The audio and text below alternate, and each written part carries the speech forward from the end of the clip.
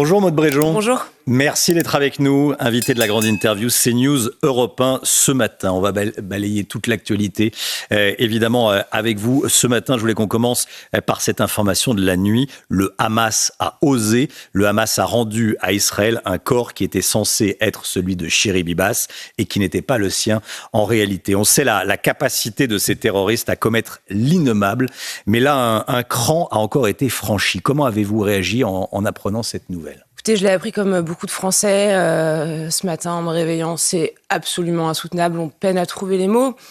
Ces gens sont en fait dépourvus de toute once d'humanité. Toute once d'humanité, d'humanisme, de compassion. Et je ne peux qu'avoir une pensée pour tout le peuple israélien, pour les familles des otages qui sont encore retenus là-bas. Je voudrais vous dire aussi ce matin que je suis extrêmement choquée de voir la réaction d'une partie des élus et de la classe politique française, notamment à la France insoumise, qui depuis quelques mois, malgré ce qui se passe là-bas, malgré la douleur des familles, a continué à arborer un antisémitisme ouvert comme stratégie électorale.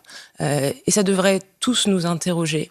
Lors des dernières élections européennes, Rima Hassan a été élue sur la liste de la France insoumise. Nous avons aujourd'hui, en France, une eurodéputée du Hamas à Bruxelles et une porte-parole de l'antisémitisme en France. Vous nous dites ce matin que Rima Hassan est la porte-parole du Hamas à Bruxelles, porte-parole française du Hamas à Bruxelles. C'est la porte-parole du Hamas à Bruxelles, porte-parole de l'antisémitisme en France. Elle a été élue parce que la France insoumise l'a permis, parce que la France insoumise fait de cet antisémitisme parfois un peu voilé pour éviter les ennuis judiciaires, une stratégie électorale. Et au regard de ce qui est en train de se passer en Israël, notamment au regard de ce qu'on a vu cette nuit, au regard de la douleur des familles des otages, au regard de la douleur d'un peuple, de nos compatriotes de confession juive en France, ce qui s'est passé, son élection et le positionnement d'un parti politique, d'un grand parti politique français, quoi qu'on en pense, qui fait des scores importants lors des dernières échéances électorales, doit nous questionner sur sur la tournure que prend parfois le débat français. Maud Bréjon, Emmanuel Macron a confirmé hier soir que la France préparait l'envoi de militaires en Ukraine en cas d'accord de cessez-le-feu, des militaires qui participeraient non pas à une action belliqueuse, mais au maintien de la paix, mais des militaires quand même qui iraient sur le sol ukrainien. Il faut que la France s'engage à ce point en cas d'accord de cessez-le-feu. Le président de la République a été très clair. D'abord, il tient la ligne qui est celle qui est la sienne depuis des années maintenant, qui a été rejoint par l'ensemble des pays de l'Union européenne, par la quasi-totalité des partis politiques aujourd'hui en France, et je m'en réjouis. Il dit quelque chose de très simple. Pas de troupes, au sens belliqueuse du terme, comme vous dites, au sol en Ukraine. Il faut être très clair là-dessus, et je sais que ça a inquiété et que ça inquiète encore une partie de nos concitoyens. Mais en revanche, en cas d'accord de cessez-le-feu, dans un cadre organisé, pas seul, avec certains de nos alliés, on pourrait, et ce n'est pas décidé à ce stade, contribuer à organiser et à maintenir le cessez-le-feu sur place. Alors, on se dirige vers la paix, vous pensez, ou vous estimez, comme François Bayrou, qu'il existe un risque que la guerre arrive sur le sol européen, autour de nous, comme il l'a dit ? On doit tout faire pour organiser la paix et pour se diriger vers la paix, parce que cette guerre, cette agression de la Russie envers l'Ukraine est absolument dramatique. Le président de la République donnait un chiffre hier qui m'a beaucoup frappé. Il parlait de 1000 morts et blessés par jour sur le front ukrainien. Et donc ça ne peut pas durer. Maintenant, la paix, ce n'est pas la capitulation de l'Ukraine. Ce qui se joue là-dedans, c'est la sécurité de l'Ukraine, c'est aussi la sécurité des Européens. Et donc, on reste sur la ligne qui a été la nôtre depuis le début. Un engagement entier du président de la République, qui, je le rappelle, a été le premier à réunir Donald Trump et Volodymyr Zelensky lors de la réouverture de Notre-Dame à Paris il y a quelques semaines de ça, qui a organisé en moins de 48 heures une réunion à l'Élysée en début de semaine avec nos partenaires européens et qui se rendra à Washington la semaine prochaine. Donc c'est un chemin qui est étroit, c'est un chemin qui est difficile. La paix n'arrivera pas du jour au lendemain. Il y a des conditions qui doivent encore être travaillées, mais c'est évidemment le chemin qu'on doit prendre. Emmanuel Macron, qui, vous le dites, doit rencontrer Donald Trump lundi à Washington. Voici ce qu'il compte lui dire en tutoyant Donald Trump. Écoutez.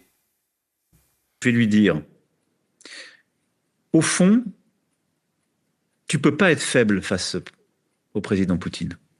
C'est pas toi, c'est pas ta marque de fabrique. C'est pas ton intérêt. Comment ensuite être crédible face à la Chine si tu es faible face à Poutine? Et puis toi qui veux que l'Iran n'acquiert pas la bombe nucléaire, tu peux pas être faible avec quelqu'un qui est en train de l'aider à l'acquérir. Toi qui veux que la Chine ne vienne pas contester Taïwan et autres, comment expliquer que la Chine n'a pas le droit d'envahir Taïwan et que la Russie aurait le droit d'envahir l'Ukraine? Vous pensez qu'on a les moyens d'infléchir la stratégie de Donald Trump? On a assez de persuasion, de poids? En tout cas, l'Europe a un rôle central et le président de la République a été, à ce titre et dans le cadre des échanges et des négociations qu'il y a pu y avoir, la locomotive de l'Union européenne. Moi, je pense qu'il a raison de parler comme ça à Donald Trump. Au fond, Donald Trump lui-même parle comme ça. De dire qu'il va parler, on ne sait pas comment il va lui parler, mais en tout cas, il dit qu'il va lui parler comme ça. Avec une forme de franchise, de manière un peu brute. Mais je pense que c'est comme ça aussi que Donald Trump comprend les choses. Voilà. Et sur le fond, je pense qu'il a raison. Les États-Unis n'ont aucune raison de poser un genou à terre face aux exigences de Vladimir Poutine. Aucune. Maude Bréjon, invité de la grande interview CNews Europe 1, député Ensemble pour la République des Hauts-de-Seine. Je voulais qu'on revienne sur ce que dit Gérald Darmanin ce matin dans le Figaro. Il dit que le narcotrafic n'est plus qu'une menace pour la santé et la tranquillité publique, mais que c'est une menace pour la sécurité intérieure. Il dit que ce n'est pas une menace, ce n'est plus une menace uniquement pour la santé et la tranquillité publique, c'est aussi une menace pour la sécurité intérieure. La lutte contre le trafic de drogue, ça doit être la priorité des priorités. Et la sécurité intérieure est menacée par les narcotrafiquants. On doit en faire une priorité au même titre qu'on a fait une priorité de la lutte contre le terrorisme. Aujourd'hui, Gérald Darmanin le dit, c'est une menace sur la sécurité intérieure qui touche les grandes villes. On parle souvent de Paris, on parle souvent de Marseille, on parle souvent de Grenoble, mais qui touche aussi les communes plus rurales, les petits villages de France. Et donc, on le prend à bras-le-corps. Moi, je suis très heureuse de voir qu'on a aujourd'hui un tandem extrêmement solide entre Bruno Retailleau et Gérald Darmanin qui, chacun dans leur mission, se saisissent à bras-le-corps de ce qui doit effectivement être une priorité nationale, avec des prisons de haute sécurité qui vont être construites 4 à 5 d'ici 2027, une première qui sera opérationnelle en juillet prochain, et un nouveau régime carcéral qui sera inédit en France, inspiré de la lutte anti-mafia italienne, qui va nécessiter une loi qui arrivera à l'Assemblée nationale le 17 mars prochain. J'espère qu'on trouvera une large majorité pour la voter, avec la droite, mais également avec la gauche, parce qu'il en va de, encore une fois, la sécurité de la nation et la sécurité des Français. Je voulais vous parler de l'immigration. Les vrais chiffres de l'immigration publiés récemment ont fait peur aux Français. Plus de 330 000 premiers titres de séjour en une année. 68% des Français sont favorables à un référendum sur l'immigration. C'est selon notre sondage CSA pour CNews, Europe 1 et le JDD qu'on a publié cette semaine. Et vous, est-ce que vous êtes favorable à un référendum sur l'immigration ? J'ai déjà eu l'occasion de m'exprimer sur votre plateau d'ailleurs. Je dis plusieurs choses. Je n'ai pas d'opposition de principe à un référendum sur l'immigration et de manière générale, je n'ai pas d'opposition de principe à tout ce qui va dans le sens de questionner les Français sur ce qui les inquiète et sur leur quotidien. L'immigration en fait indéniablement partie.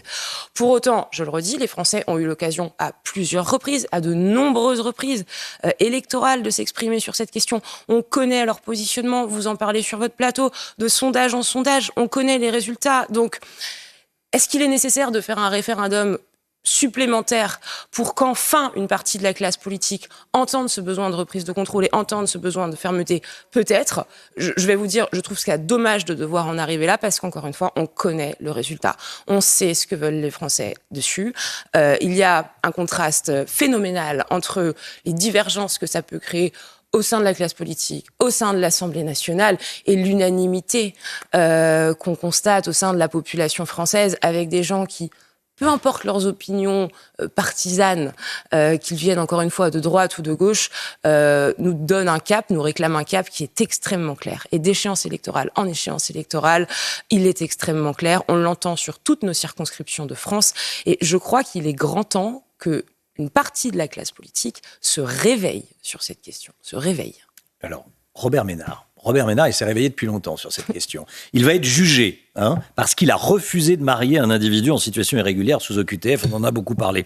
Et ce, alors que dans notre dernier sondage, encore un, mais 75% des Français estiment qu'il faut interdire les mariages avec une personne en situation irrégulière. Vous défendez très concrètement Robert Ménard, vous dites que c'est injuste ce qui lui arrive. Ah mais c'est pas injuste, enfin c'est bien plus qu'injuste, c'est absolument incompréhensible. On marche complètement sur la tête. Moi je me mets à la place de vos téléspectateurs et des Français en général qui, en regardant ça, se disent on est chez les fous. On est chez les fous. On a aujourd'hui, on parle d'une personne en situation irrégulière, frappée d'une OQTF, et Monsieur Ménard se voit poursuivi par la justice parce que il a refusé de la marier. Précisément parce qu'il avait connaissance de cette situation-là.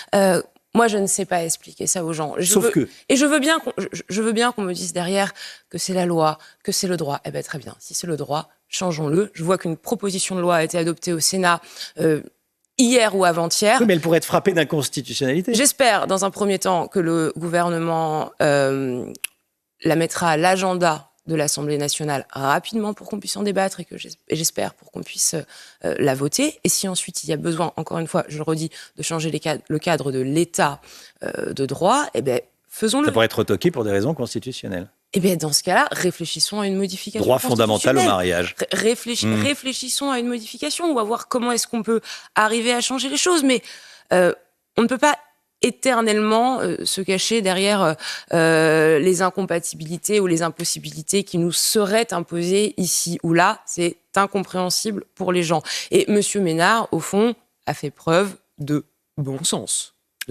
À propos du Conseil constitutionnel, Richard Ferrand va être le prochain président du Conseil constitutionnel. C'est officiel, c'est passé au JO, au journal officiel. Il a été élu à une voix près, avec l'abstention, grâce à l'abstention du Rassemblement national. Comment est-ce que vous jugez sa légitimité et est-ce qu'elle est fragile ? Il a été élu. J'entends que ça puisse déplaire à certains, mais il a été élu. Et au fond, la démocratie, c'est pas que quand ça nous arrange. À une voix, à 10 voix, à 15 voix près, peu importe. Il a été élu.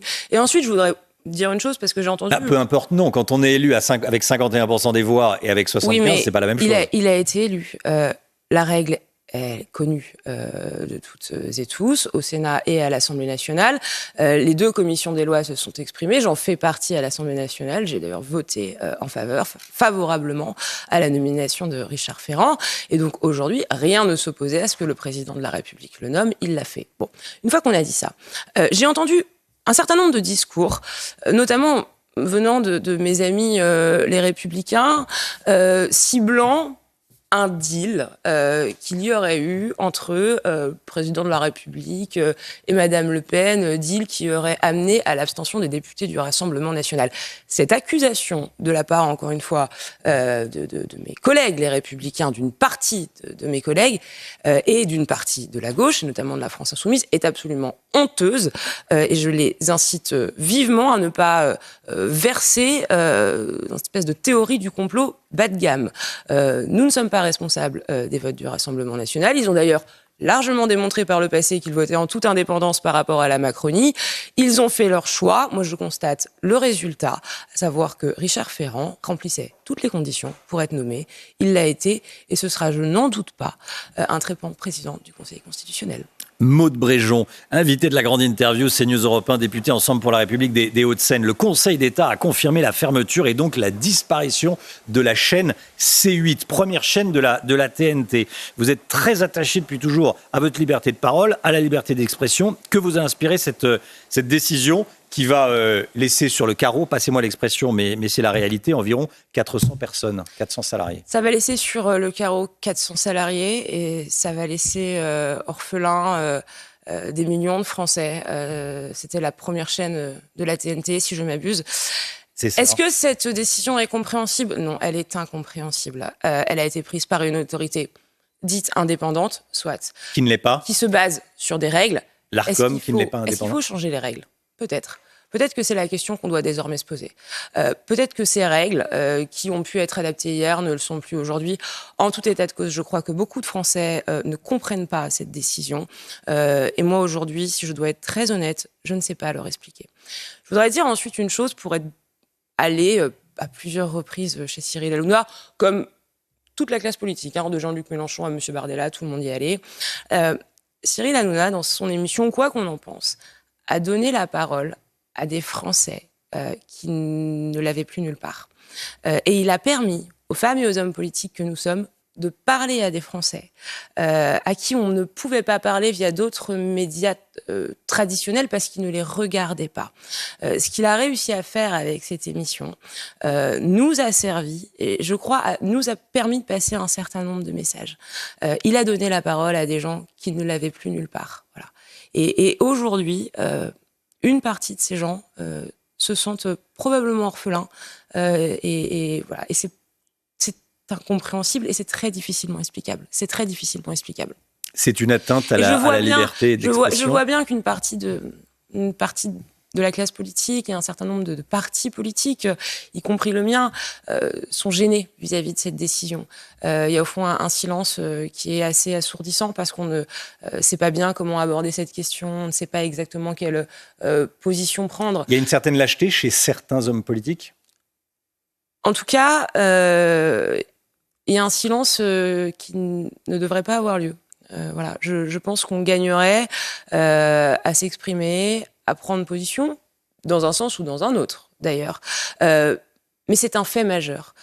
Fermer une chaîne de télévision qui est suivie, encore une fois, par des millions de Français, c'est un fait sociétal majeur, incompris par une partie de la population.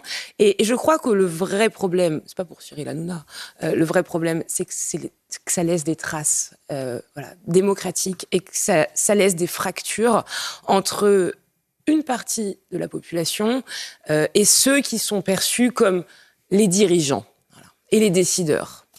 Maude Bréjon était l'invité de la grande interview CNews Europe 1. Merci beaucoup d'être venu ce matin.